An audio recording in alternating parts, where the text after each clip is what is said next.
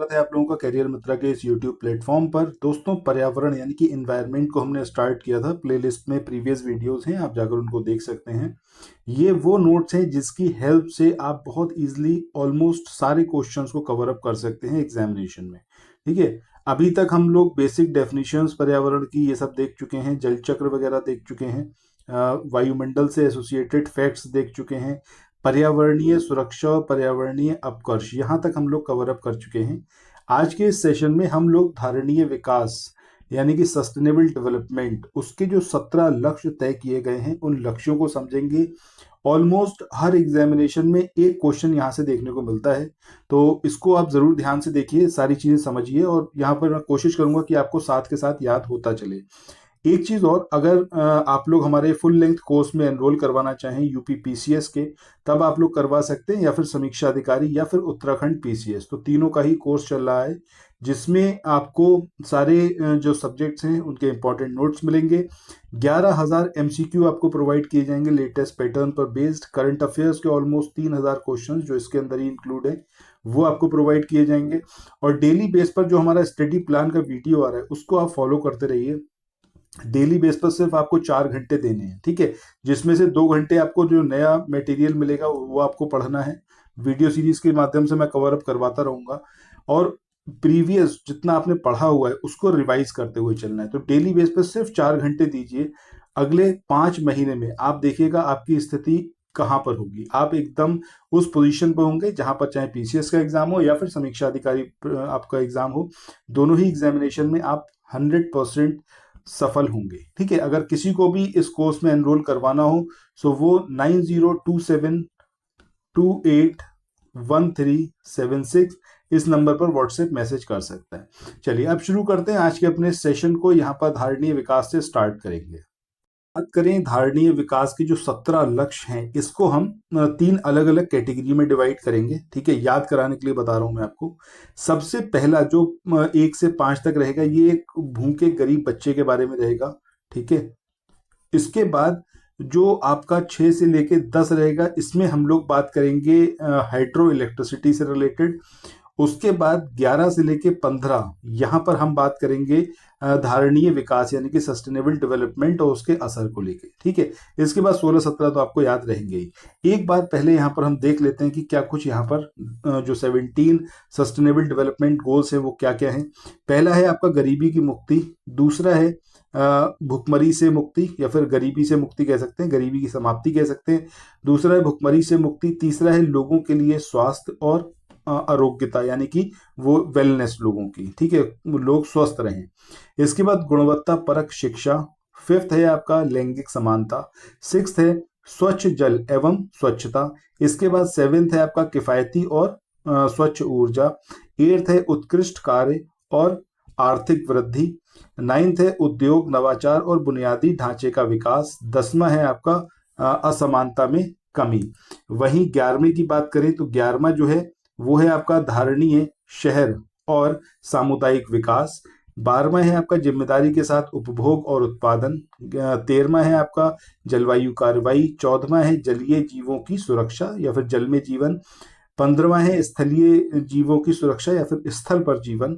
16वां है शांति न्याय और सशक्त संस्थाएं। और 17वां है आपका लक्ष्यों के लिए भागीदारी। अब एग्जामिनेशन में जब आपसे क्वेश्चन पूछा जाता है तो वो आपसे नंबर वाइज पूछता है कि कौन सा जो है, मतलब मान लो पूछ ले आपसे कि पहला कौन सा है और दूसरा कौन सा है, मैचिंग कराने के लिए आ जाता है क्वेश्चन। तो याद कैसे रखेंगे? सबसे पहले हम बात करते हैं गरीब भूखे बच्चे की। मैंने क्या बोला? गरीब भूखा बच्चा। ठीक है, इसकी लाइफ कैसी होगी भाई? गरीब है तो पहला आ जाएगा आपका गरीबी की समाप्ति। दूसरा भूखा है तो भुखमरी से मुक्ति। अब जब वो भूखा है तो ऑब्वियसली बात है वो हेल्दी तो हो नहीं सकता, स्वस्थ तो वो हो नहीं सकता। सो तीसरे में आ जाएगा स्वास्थ्य। जब वो स्वस्थ नहीं है तो ऑब्वियसली बात है कि शिक्षा उसके लिए पॉसिबल नहीं है, क्योंकि कभी भी आप देखो, आप खुद भी बीमार पड़ जाते हो तो कभी आप पढ़ाई लिखाई नहीं कर पाते।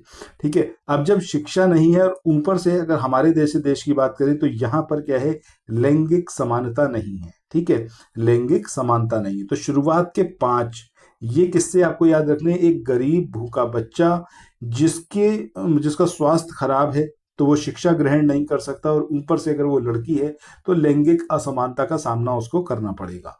सो ये शुरुआत के 5 आपको एक गरीब भूखे बच्चे से एसोसिएट करने हैं। आपको क्रम वाइज ये याद रहेगा, उसी के लिए मैं आपको यहाँ पर ये चीज बता रहा हूँ। इसके बाद छठे से बात करें तो जैसा मैंने बोला कि हाइड्रो इलेक्ट्रिसिटी, ठीक है, हाइड्रो का मतलब क्या हो जाता है, जल से हो जाता है, ठीक है, तो स्वच्छ जल और स्वच्छता ये हो जाएगा आपका। इलेक्ट्रिसिटी का मतलब हो गया आपका ऊर्जा से रिलेटेड, तो स्वच्छ ऊर्जा की बात करेंगे यहाँ पर। अब जब देखो हाइड्रो इलेक्ट्रिसिटी अगर कहीं नहीं है, ठीक है, ऐसे याद रखो कि अगर हाइड्रो इलेक्ट्रिसिटी नहीं है तो वहां पर आर्थिक वृद्धि होना पॉसिबल नहीं है, वहां पर उत्कृष्ट कार्य होना पॉसिबल नहीं है, क्योंकि अगर इलेक्ट्रिसिटी ही नहीं होगी, ऊर्जा ही नहीं होगी, तो किसी भी प्रकार की मशीनरी काम नहीं कर सकती, ठीक है। और जब ये नहीं होगी तो ऑब्वियस सी बात है कि नए उद्योग नहीं आ पाएंगे, इनोवेशन नहीं हो पाएगा, जो बेसिक इंफ्रास्ट्रक्चर है उसका डेवलपमेंट नहीं हो पाएगा, और इससे धीरे धीरे असमानता बढ़ती जाएगी।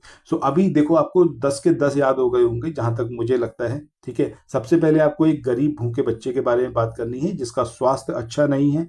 जब स्वास्थ्य अच्छा नहीं है तो वो शिक्षा ग्रहण नहीं कर सकता, ऊपर से अगर लड़की है तब तो उसके लिए और पॉसिबल नहीं है, ठीक है। सो गरीबी, भुखमरी, स्वास्थ्य, शिक्षा और लैंगिक असमानता या फिर लैंगिक समानता, ठीक है। तो ये तो हो गए शुरुआत के 5। उसके बाद हाइड्रो इलेक्ट्रिसिटी, यानी कि हाइड्रो से स्वच्छ जल की बात हो जाएगी, इलेक्ट्रिसिटी से स्वच्छ ऊर्जा की बात हो जाएगी। अब जब यही नहीं है, हाइड्रो इलेक्ट्रिसिटी नहीं है, तो भाई उत्कृष्ट कार्य नहीं हो पाएंगे, आर्थिक वृद्धि नहीं हो पाएगी, नए उद्योग नवाचार ये सब पॉसिबल नहीं है, और उससे धीरे धीरे असमानता में वृद्धि होती जाएगी। तो ये शुरुआत के 10 हो गए। इसके बाद 11 से लेके 15 की बात करें, यहां पर हम सस्टेनेबल डेवलपमेंट की बात करेंगे, यानी कि सस्टेनेबल शहर हों, शहर ऐसे हों जिनके अंदर चीजों को बहुत किफायती तरीके से उपभोग किया जाए। किफायती तरीके का मतलब क्या है कि जो भी हम चीजें यूज करें वो इस तरीके से यूज करें कि आज भी यूज हो जाए और आगे तक वो सरवाइव करें, हमारी अगली पीढ़ी के लिए बची रहें। तो जिम्मेदारी के साथ उपभोग और उत्पादन, ठीक है, यही है आपका सस्टेनेबल डेवलपमेंट। ये होगा तो ऑब्वियस सी बात है कि हम अपने क्लाइमेट को अच्छा बना पाएंगे, जलवायु कार्रवाई पर ध्यान दे पाएंगे। वो इसलिए जरूरी है क्योंकि अगर हमें जल और स्थल पर जीवन बचाना है तो उसके लिए जरूरी है कि जलवायु कार्रवाई पर ध्यान दिया जाए, ठीक है। तो सस्टेनेबल डेवलपमेंट का मतलब, और उससे हम अपनी जलवायु को सही रख सकते हैं जिससे जल और जीवन स्थल पर जीवन सुरक्षित रहेगा। इसके बाद 16 और 17 की बात करें तो शांति, न्याय और सशक्त संस्थाएं, ये 16वां है, और 17वां है लक्ष्यों के लिए भागीदारी।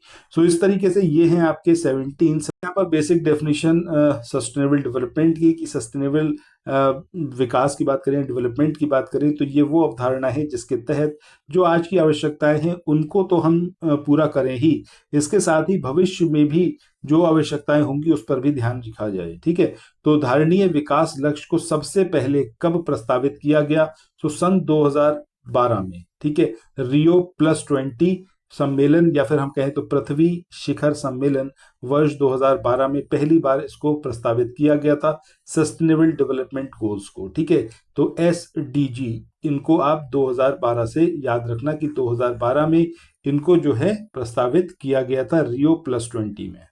नेक्स्ट आपको 2015 याद रखना है, ये वो साल था जब सस्टेनेबल डेवलपमेंट को संयुक्त राष्ट्र संघ ने अपनाया था, ठीक है, 2015 में। 2012 में पहली बार प्रस्तावित किया गया, 2015 में यूनाइटेड नेशंस ने इसको अडॉप्ट किया। इसके बाद धारणीय विकास की प्राप्ति हेतु जो निर्धारित वर्ष है वो क्या है, 2030, कि 2030 तक हम जो ये 17 लक्ष्य हैं इनको प्राप्त कर लेंगे। और मैं आपको बताऊं, ये मेरा अपना भी ओपिनियन है और आपको भी लगता है ये नियर टू इम्पॉसिबल है, हो ही नहीं सकता, क्योंकि ज्यादातर दुनिया भर के जो देश हैं वो और वहाँ की जो लीडरशिप है वो इन सब बातों पे ध्यान नहीं रखती। किसी को असलियत ये है कि अगर मतलब एज अ सिटीजन आप अपने आप को भी देखोगे तो इन्वायरमेंट के लिए कोई इतना सीरियस होता नहीं है। अभी दिवाली गया, खूब जम के पटाखे बुलाए बिना ये सोचे हुए कि कितना उससे पॉल्यूशन होगा, हमें खुद कितना हार्म होगा, ठीक है। ये तो हो गई एक इंडिविजुअल एफर्ट जिसमें हम पटाखों को रोक सकते थे। पॉलिथीन का यूज अगर हम चाहें तो हम उसको रोक सकते हैं, बट वो दिमाग में उतना कंसर्न आता नहीं है उसके बारे में। तो जब लोग खुद ही जागरूक नहीं है तो वैसी ही सरकारें हैं, और सरकार तो और चाहती है कि और ज्यादा से ज्यादा लोग इन सब चीजों में जो है इन्वॉल्व रहें, क्योंकि उनको मुनाफा कमाना है। ठीक है, तो ये जो 2030 का लक्ष्य है ये नियर टू इम्पॉसिबल है, हो ही नहीं पाएगा। इंडिया जैसे देशों में तो बिल्कुल नहीं हो पाएगा। जो नॉर्वेजियन कंट्रीज हैं, जैसे कि आपका स्वीडन, फिनलैंड, यहाँ तो पॉसिबल है, बट इंडिया जैसे देशों में, स्पेशली एशियन कंट्रीज की बात करें तो हालत बहुत खराब है, अफ्रीकन कंट्रीज की हालत बहुत खराब है, तो यहाँ ये सब पॉसिबल नहीं है। ठीक है, बाकी ये लक्ष्य रखा गया है, लक्ष्य रखने में क्या आगे बढ़ा दिया जाएगा। इसके बाद धारणीय विकास के कई आयामों में धारणीय कृषि भी एक है, यानी कि सस्टेनेबल एग्रीकल्चर। इसके बाद सतत विकास के निर्धारण हेतु निम्न को आधार बनाया गया है। इसमें पारिस्थितिकी है, सामाजिक और सांस्कृतिक है, इसके अलावा आर्थिक। ये तीन सतत विकास के क्या है, आधार हैं। ठीक है, इनको आप याद रखिएगा। इसके बाद आगे बढ़ते हैं, बात करते हैं संयुक्त राष्ट्र महासभा द्वारा जो घोषित वर्ष हैं। इसमें वर्ष 2023 को घोषित किया गया था अंतर्राष्ट्रीय बाजरा वर्ष। ये भारत के प्रस्ताव को स्वीकार करते हुए इसको घोषित किया गया था। 2024 की बात करें तो अंतर्राष्ट्रीय कैबिनेट्स वर्ष, इसको घोषित किया गया। 2025 की बात करें तो क्वांटम विज्ञान और प्रौद्योगिकी का अंतर्राष्ट्रीय वर्ष, ग्लेशियरों के संरक्षण का अंतर्राष्ट्रीय वर्ष, अंतर्राष्ट्रीय सहकारिता वर्ष और शांति और विश्वास का अंतर्राष्ट्रीय वर्ष। ये अलग अलग ईयर्स को जो है ये घोषित किया गया कि ये इसके लिए डेडिकेट रहेंगे। वैसे देखो, मतलब ये सारी चीजें मतलब हमें तो इसलिए याद रखना है कि ताकि एग्जामिनेशन में आप क्वेश्चन कर पाओ, अदरवाइज इनका कोई मतलब असर होता नहीं है, टू बी वेरी फ्रैंक। मतलब अगर हम बात करें कि लक्ष्य ये है कि 100% हम इस पे काम करेंगे, तो शायद 5% हो जाए, ये भी बहुत बड़ी बात होगी। रीजन फिर से वही कि भाई ना तो सरकारें चाहती है, ना लीडरशिप ये चाहती है, और ना ही आम जनता ये चाहती है, क्योंकि अगर आम जनता चाहेगी तो ऑब्वियस सी बात है सारी चीजें पॉसिबल होंगी। इसके बाद धारणीय कृषि की बात करें तो इसका मतलब क्या है, पर्यावरण पर इम्पैक्ट ना पड़े एग्रीकल्चर का। ठीक है, इस तरीके का हम जो है एग्रीकल्चर पर ध्यान दें, ताकि जो भूमि है उसको लंबे समय तक यूज किया जा सके क्रॉप्स को उगाने के लिए। सो सतत या फिर धारणीय कृषि में जैविक खाद यानी कि ऑर्गेनिक जो खाद होती है उसका यूज किया जा रहा है, और कृषि में रासायनिक खादों, उर्वरकों और जहरीले कीटनाशकों का भरपूर उपयोग किया जाता है ताकि पैदावार बढ़े। हरित क्रांति के तहत है ये, लेकिन इससे जो प्राकृतिक असंतुलन है और मृदा की गुणवत्ता है उस पर बहुत ज़्यादा फर्क पड़ता है, और उसकी जो फर्टिलिटी है वो बहुत ज़्यादा डिक्रीज करती है, और इससे मानव स्वास्थ्य पर भी दुष्प्रभाव पड़ता है, क्योंकि अल्टीमेटली जो भी हम उगा रहे हैं वो खा तो हम ही रहे हैं ना। ठीक है, सो जो भी आप करोगे उसका इम्पैक्ट आप पर खुद भी पड़ना है।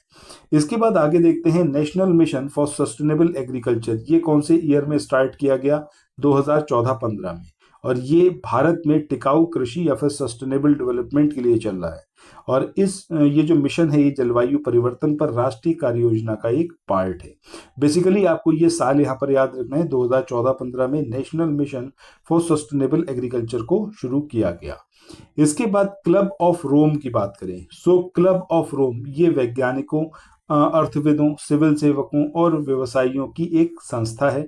यह मानवता के समक्ष उपस्थित होने वाली वैश्विक चुनौतियों के समाधान हेतु सुझाव देती है, और ये जो संस्था है शोध, वाद विवाद, सम्मेलनों इत्यादि के माध्यम से वैज्ञानिक विश्लेषण कर इन सुझावों को उपलब्ध कराती है। मतलब इसका बेसिक काम क्या है क्लब ऑफ रोम्स का, कि यहाँ पर जो है अलग अलग सेक्टर के लोग हैं, जिसमें वैज्ञानिक हैं, इसमें अर्थशास्त्री हैं, इसमें सिविल सेवक हैं, और इनका काम यह है कि जो दुनिया के सामने चुनौतियां हैं उससे कैसे निपटा जाए, इसका ये सॉल्यूशन प्रोवाइड। नेक्स्ट हम बात करते हैं सतत विकास लक्ष्य भारत सूचकांक 2023-24। इसको नीति आयोग ने जारी किया 12 जुलाई 2024 को, इसको जुलाई जो है जारी किया गया था। इसके बाद अभी आया नहीं है, इसलिए आपको अभी तक यही पढ़ना है।